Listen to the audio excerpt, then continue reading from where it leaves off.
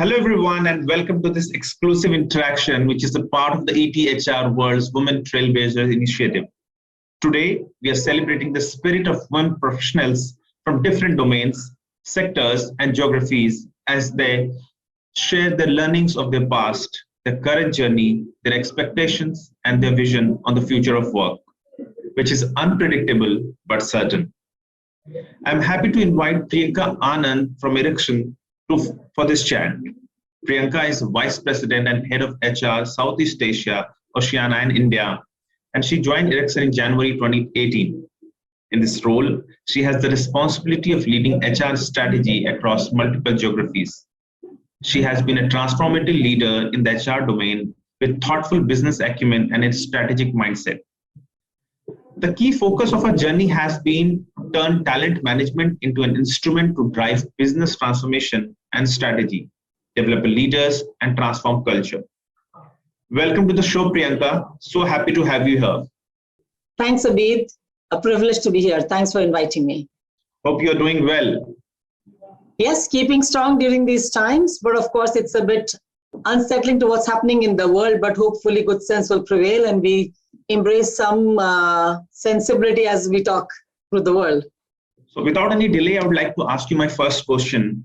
The kind of challenges and opportunities we have witnessed in the last 2-3 years have been exponential. What lessons and experiences can you share as a women HR leader leading a global workforce? What are your thoughts, Priyanka? And Abid, the great question, because the way I look at it, the last couple of years have certainly brought some real fresh learnings and challenges in the forefront, and it has also challenged our beliefs, right? So I think first and foremost, to me, coming from an industry where I belong to, which is telecom, I would say telecom sector has some real center stage role to play in creating an infrastructure that brings around connectivity in the world that got completely disturbed by the COVID outbreak, right? And staying connected became not just a good to have, but a way of how we could live our lives.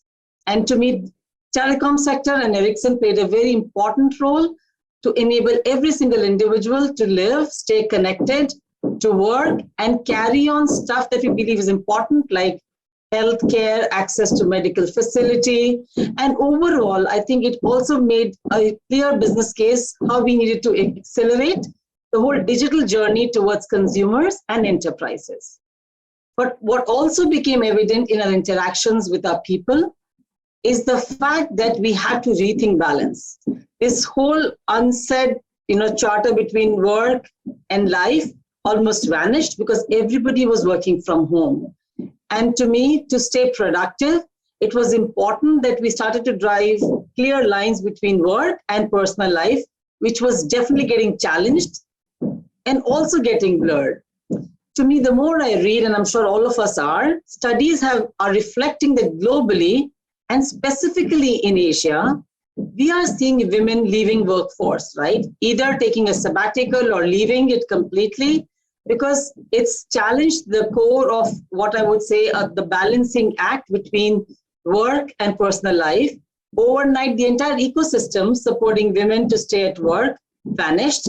And then, of course, there was a huge amount of stress in taking care of the well-being of the immediate family and people around us, right? Colleagues and friends, and everybody that we were touching through these years.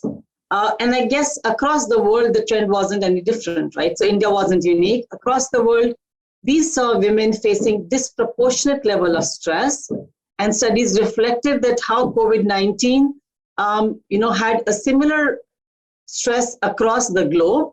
But like the McKinsey research says, women were facing more stress than men, rightly or wrongly, but that's how they had to stand up to the current situation that we were experiencing. And to me, the size of the disparity of what women faced vis-a-vis men was startling, right? The whole disproportionateness was really pinching and paining. And if I look at more researches, females or women, job loss rates due to COVID was estimated around 1.8 times higher than the men losing their jobs.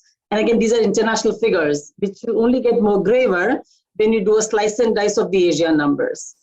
So to me, I think it's important to recognize, that across the globe, the the COVID inflicted pain, challenges, and complexities were only getting graver to continue to stay in the workforce and stay productive and still do a strong balancing. And I think it did raise an opportunity for organizations like ours and everybody around to start to rethink how do we create a journey where we can clearly come forward and map moments that matter for both our men and women employees, but specifically women who had to take care of kids, homeschooling, managing work, and home logistics. So organizations had to step up and create a more curated conversation opportunity for their women workforce to say, how do we create that flexibility? How do we have those one-to-one conversations to say that flexibility will work well in enabling each one of the women in our workforce towards remote working, but also being able to balance the act, right? And the second thing I would say is there was a very clear need to be adaptable, right? For all of us and for all the women also in the workforce. So as leadership team, we recognize that if we want adaptable to the changing needs of the women in the workforce, very soon we will see them exiting the whole play, right? And then, of course, the whole other opportunity was to look at the situation with a more of a growth mindset, where we had a choice to make whether we call this situation as a crisis or we call this as an opportunity. So we pivoted towards investing in our leaders, and we called this more of an opportunity versus a crisis. And we invested in supporting our people, both in terms of the balancing act, but also investing in their growth and development, right? And invest in our leaders to become more empathetic. And to me, listening is the new empathy, which is what leaders exhibited a lot more. So as an organization, I think all I'm saying is we did it, and this has been a bit of a practice that I would recommend. Let's step up and then have those one-to-one conversations, be empathetic, lead with humanness, let employees speak up and ask for what they want, and create a narrative that enables people to stay both engaged, productive, and motivated in the workforce, and achieve a balance that they are wanting to have to stay motivated and productive. I think I heard you right when you mentioned that listening is the new empathetic, and which is very true. Empathy is the key. And I think my next question is related to that. You joined in 2018 and this pandemic hit your professional life and everybody's life within the next 1 year. So during uncertainties or crisis, as a leader in your business, how do you set the tone for the team? Good question. I think I almost alluded to it in my last response, Abid. Exactly. So the way I would say, I just wanted to touch upon it a bit more. That's why it's a good segue. Like I said, the whole approach towards investing in a growth mindset really played to the tune of setting the right tone and context to the situation. What you can't control, then you learn the way to deal with, is how I would say. And looking at every crisis as an opportunity, this changes the perspective a bit. And I think that to me became the fundamental on how we were driving our own leaders and our own people towards dealing with this big unknown beast, right? And I would talk about one more thing. The whole growth mindset also got fed with something I would call as anti-fragility. And it's a very unique word that we've been really muscling with and wrestling with in so many ways. Because to me, that whole approach takes a shift with a mindset that don't just look at how you cope with the situation and become resilient, to take into account the tough times you're living in, but it actually focuses on how do we grow stronger because of those difficulties? How do we take those experiences to invest in our own thinking mindset, in the way we conduct ourselves, in the way we look at opportunities, in the way we look at resolving crisis. So the whole concept of anti-fragility became a bit of our guiding North Star, right? It helped us define how do we reframe the picture, how do we adapt ourselves to the changing times, and how do we get the teams to work with this change mindset, right? And to me, what really helped us was that we as an organization came forward and had a bit of a unified way of embracing the new reality and dealing with it with this whole mindset. So we, like I said, we took the entire situation. We relied heavily on our leaders, to me, who became the real glue between the situation and our people. and coached them to become empathetic leaders as well as become career coaches. So people had to, of course, have conversations about what was bothering them. How did we bring about well-being, safety of our employees at the forefront, but at the same time did absolute investment in our upskilling, reskilling of our people, and having career conversations with them in the midst of all that was going on. And we continue to invest and accelerate our investment on technology to support our employees through this journey, whether it was about providing them an employee assistance program to deal with any uncertainty they had in their mind, whether financial, physical, medical. So we provided a lot of platforms with the help of the technology for them to lean on, right? So that they could muster the courage to come back again together, stay resilient, like I said, but at the same time, grow stronger with those experiences versus be in a firefighting mode. And to me, that's what really set the tone for the team to combat any challenges we're experiencing, Abid. So I've noted it down. The firefighting mode will set the tone. Okay. So we spoke about the challenges you faced. We spoke about the challenges that industry faced.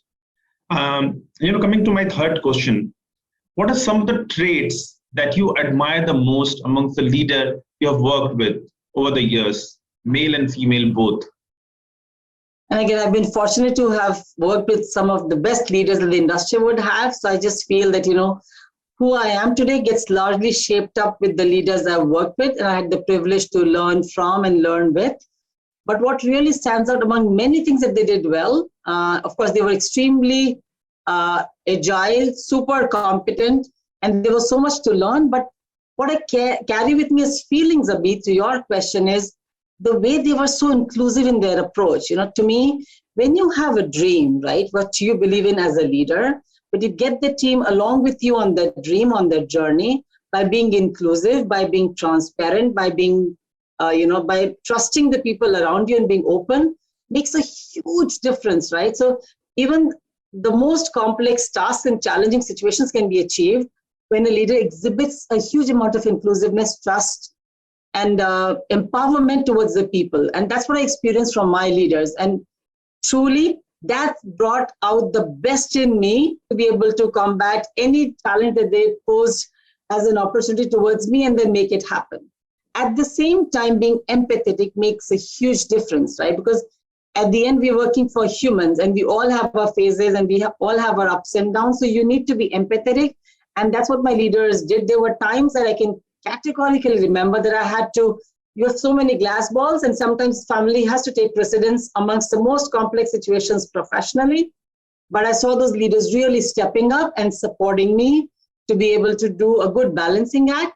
And that gave a lot of, I would say, confidence and commitment in me to go beyond what I would have managed to accomplish in a normal situation. So those things together, and I also feel, the ability for leaders that I've worked with and that I've admired is about having a vision, right? About looking at not just the current here and now, but also looking at things with a future lens. That made a huge difference, right?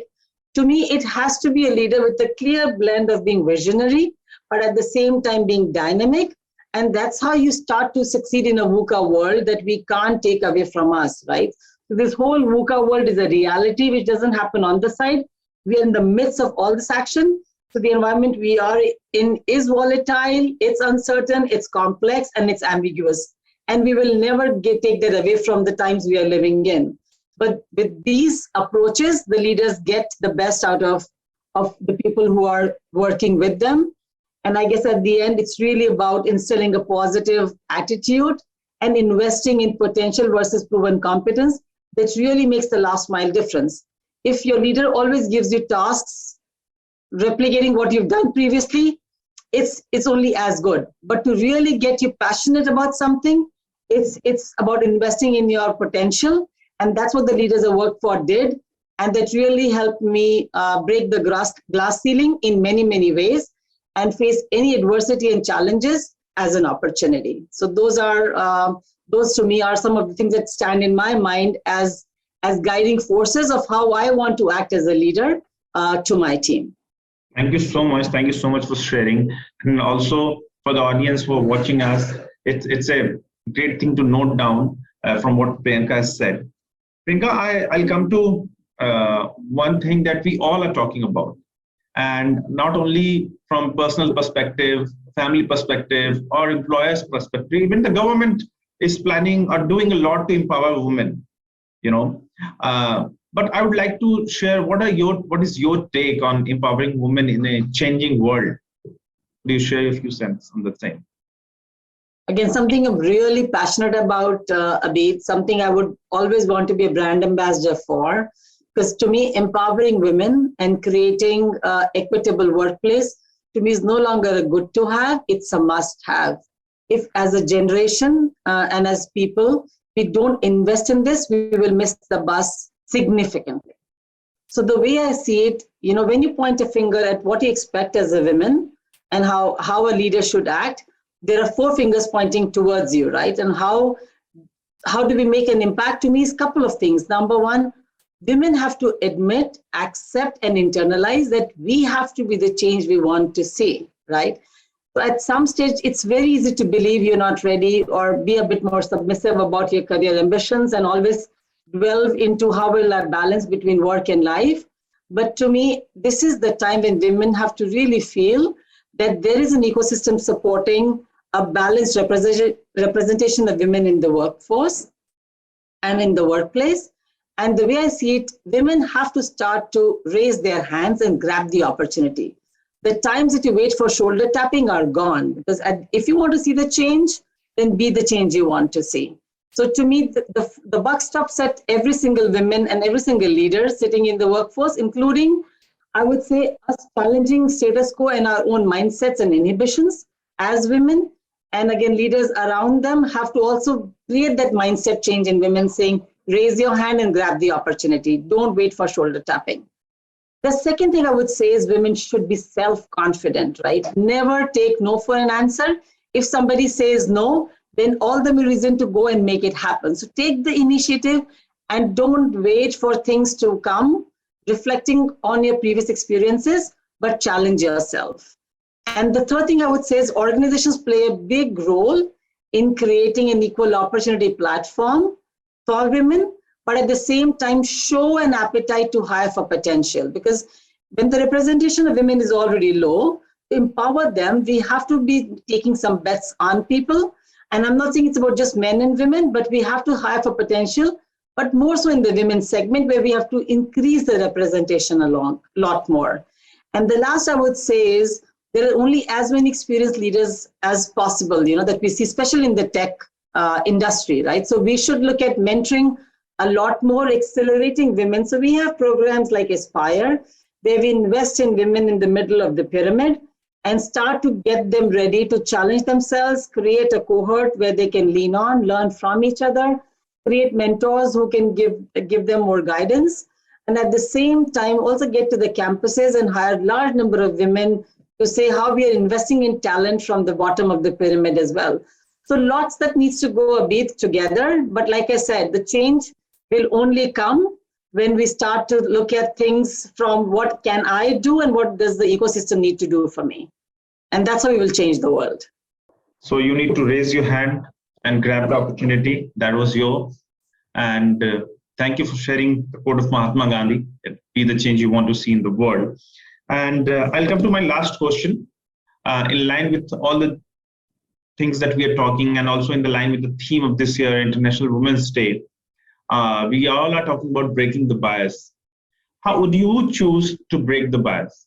Okay, it's a question very dear to me, and I always get asked a lot of times, how do I choose to break the bias? Like my own journey, right? So when I was raised as a young daughter by my mom, it was always about, if people tell you don't do this because girls are not supposed to be doing this, or girls don't act like this, or girls don't behave like this, then just go ahead and do it.